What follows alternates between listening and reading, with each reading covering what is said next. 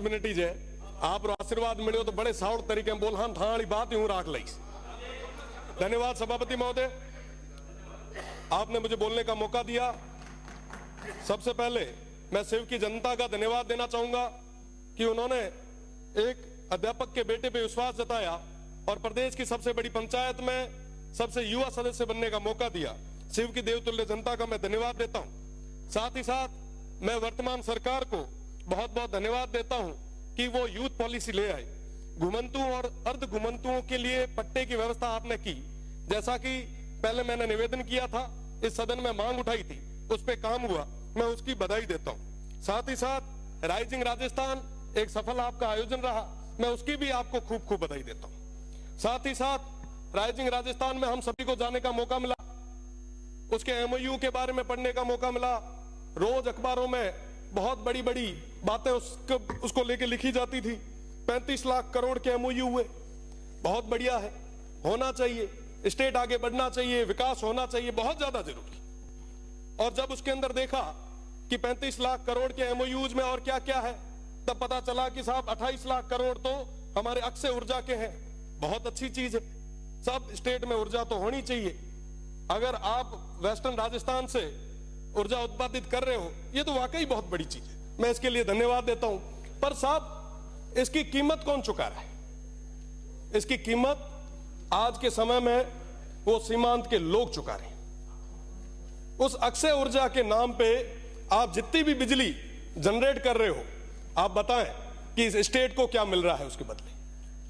Power grid से हम आंध्रा को, तेलंगाना को, बाहर देश के अलग अलग राज्यों को बिजली दे रहे हैं। क्या हमारे किसानों को पूरी बिजली आज हम दे पा रहे हैं क्या? पेल घर में ना जिका चीज की जरूरत है वही तो पूर्ति आप कराओ। आज के समय में हमारे किसानों को कहीं बिजली नहीं मिल पा रही। जो जमीन थोड़ी बहुत बची थी ओरण और गोचर, उसको भी आपने पूरे तरीके से मल्टीनेशनल कंपनीज के चरणों में रख दिया। आज पूरे किसान बहुत ज्यादा परेशान है, पर उनकी बात कोई नहीं कर रहा। विकास की बात आई, हमने सोचा कि साहब मैन्युफैक्चरिंग यूनिट यहां लगेगी, खूब सारे युवाओं को रोजगार यहां मिलेगा। कई सारे लोगों ने तो कहा कि साहब विकास तो आपके वेस्टर्न राजस्थान में बरस जाएगा, आप देखो क्या होता है। वही सपने हमें दिखाए गए जो रिफाइनरी आई उस समय हमें दिखाए थे। हमें कहा गया साहब ये आने वाले समय में दुबई बनेगा, जैसे शेखों के पास में रॉयल्स रॉयस की गाड़ी है वैसी आपके पास भी होगी। यहां पे अपार संभावना है।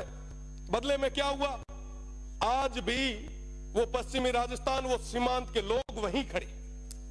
आज पुनः वैसे सपने उन भोले भाले लोगों को दिखाए जा रहे, उनको बताया जा रहा है कि साहब आपके यहां रेवेन्यू जनरेट होगा, विकास होगा। साहब सौर ऊर्जा का जो एक प्लांट लगता है ना, लगने के बाद में 2 गार्ड के अलावा तीसरा आदमी नहीं लगता हुआ। और रही बात दूसरी, पहले वो प्लेट साफ करने के लिए एक आधा कोई आदमी लगाया करते थे, आजकल तो उसका भी रोबोट आ गया। और वहां पे पूरे तरीके से वन्य संपदा थी, उसको पूरे तरीके से खत्म कर दिया गया। अभी महाराज जी कह रहे थे लंपी की बात, पिछले लंपी के दौर में हमने भी खूब सारा प्रयास किया। गाय हम सभी के लिए पवित्र है, भगवान रूपी है। पर साहब आप बताएं कि जब ये ओरण और गोचर खत्म हो जाएगा तो वो गौ माता कहां जाएगी? आज उसकी बात कौन कर रहा है? पिछले दिनों भैया गांव में ओरण पे अनैतिक तरीके से, अवैध तरीके से वो अलॉटमेंट हो रहे थे। हमने मांग उठाई, वो लड़ाई लड़ी, बदले में क्या?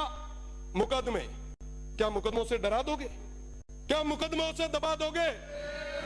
मैं आपको कहना चाहूंगा कि वाकई अगर आप चाहते हो, वाकई अगर आप युवाओं के साथ हो, वाकई आप अगर किसानों के साथ हो, मैं आपसे निवेदन करना चाहूंगा कि आप 70% अनस्किल्ड और सेमी स्किल्ड में प्राइवेट जॉब्स में रिजर्वेशन लाएं और कहें कि साहब जहां पे ये काम हो रहा है वहां के युवाओं को हम वरीयता देंगे।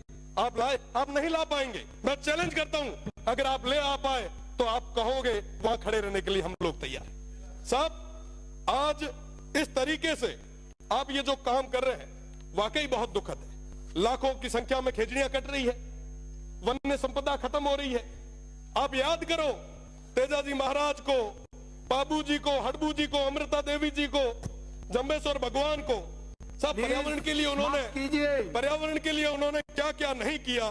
पर आज बदले में क्या हो रहा है? हम एक तरफ एक पेड़ मां के नाम लगा रहे हैं और दूसरे तरफ 100 पेड़ किसके नाम पे काट रहे हैं। जवाब मांगती है ये जनता, स्टेट देख रहा है। और मैं तो पश्चिमी राजस्थान के उन तमाम हमारे 47 माननीय सदस्यों से मैं कहना चाहूंगा, अगर समय रहते आपने उस क्षेत्र की आवाज को नहीं रखा तो वो जनता तैयार बैठी है। ये 1 साल निकल गया, 4 साल निकल जाएंगे, पता नहीं चलेगा। साहब उन लोगों के लिए, उन सीमांत के लोगों के लिए अगर कुछ भला कर सको तो कर लो, इससे बड़ा कोई मौका नहीं आना है। आप जिस सौर ऊर्जा की बात कर रहे हो, आप जिस विंड की बात कर रहे हो, मैं बताना चाहूंगा वो विंड जहां लगता है आसपास के 500 मीटर उस परिधि में कोई भी इंसान और आने वाली पीढ़ी वो सुन नहीं पाएगी। ये स्थितियां उस क्षेत्र में पैदा होने वाली है। साथ बात करनी होगी। मैं तो निवेदन करूंगा सभापति जी से कि आप नहीं होगा। माननीय सभापति महोदय,